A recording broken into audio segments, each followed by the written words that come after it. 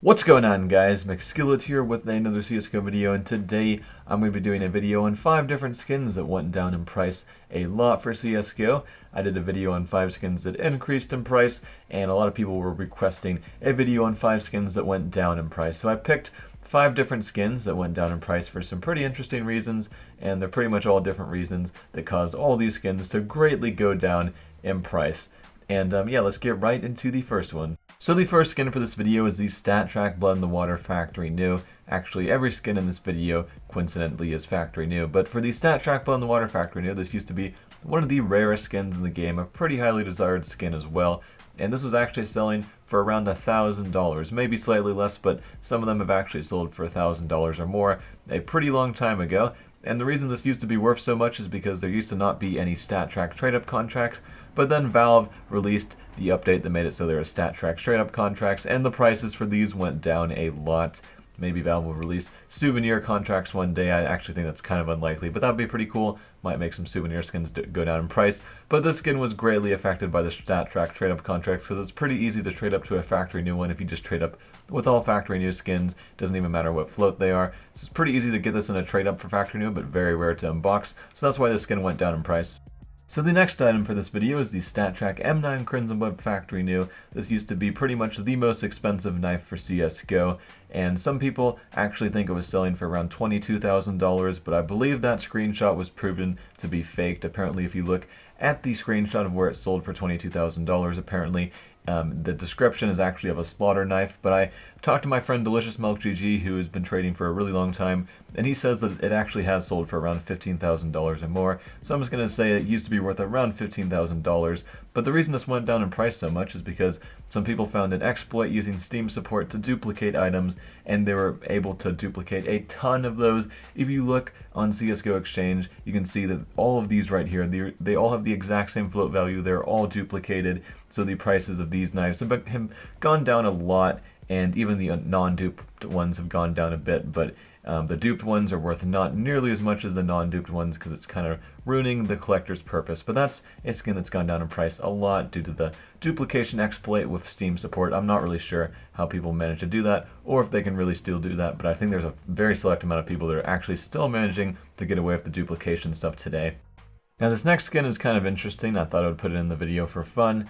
The M4A4 Griffon was actually $154 on the Steam market for a Stattrak Factory New one at one point, which is pretty insane. It was at this price like when it first came out for like a couple hours, and then it went down, but that's pretty much the same for all skins. But in pretty much the middle of this skin's life, it actually just shot up in price a ton to $154. And if you're wondering why that happened, well, a bunch of people on Reddit proposed something about why the skin would go contraband and how it has stolen artwork.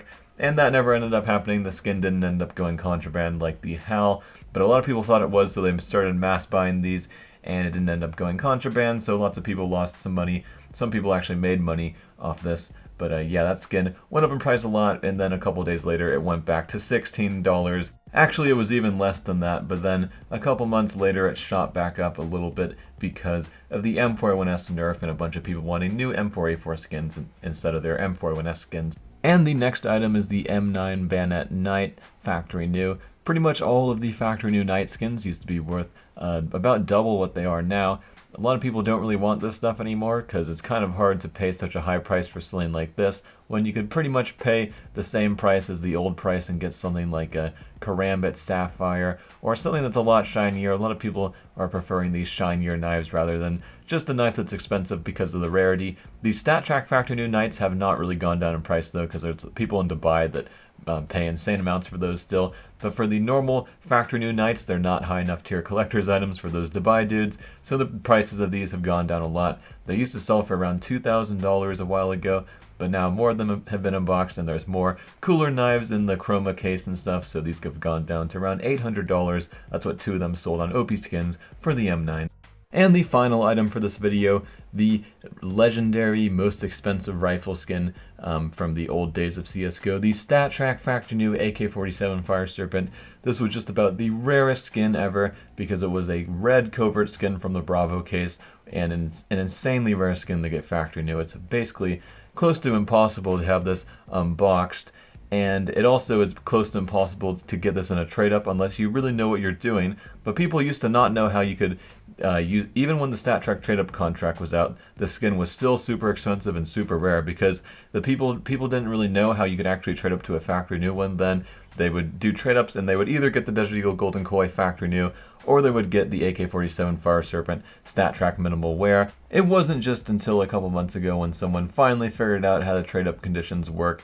Everyone used to think they were random. I remember back in the day, people just had no idea how these trade-up conditions work. Everyone thought the whole condition was random, but then someone finally figured it out, and he figured out that if you use skins with less than a 0.0135 float average, you actually have a chance of getting a factory new Fire Serpent in your trade-up. And then lots of people started getting them. Now there's only 30. Back in the day, there used to be only around 2. I actually ended up getting this in a trade-up contract myself when people first figured out about that. Made a ton of profit off of that. It was pretty risky though, because I could have gone the Desert Eagle Golden Koi. But that's pretty much it for this video, guys. I hope you enjoyed, and I'm Mcskillet, and I'm out.